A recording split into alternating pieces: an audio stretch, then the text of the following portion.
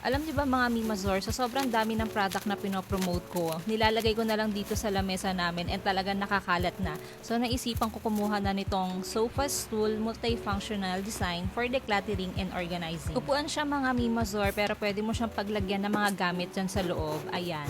Actually meron ako nito yung mahaba pa dyan pero meron na kasing mga gamit na nakalagay doon and hindi nakasya. So ayan, madali lang naman siyang buuin. Ipapasok mo lang yung parang matigas sa loob para ayan, maging box siya. May dalawang klase to. Itong akin is pa leather and meron din yung pa fabric siya. Tignan nyo naman kung gaano katibay itong mga Mima. Pwede mo kasi siyang gawing upuan talaga. So paglalagyan ko pala ito ng mga madalas kong i-promote na product.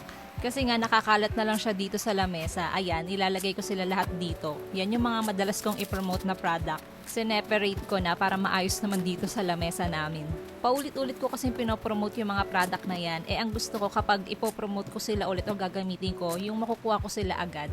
So yan, very useful nitong sofa stool na to na multifunctional na. Madami kang pwedeng paggamitan nitong sofa stool na to. Bukod sa pwede mo siyang gawing upuan, pwede mo siyang lagyan ng mga kung anong-anong mga gamit mo. So yun lang mga Mimazor, happy na naman ang person.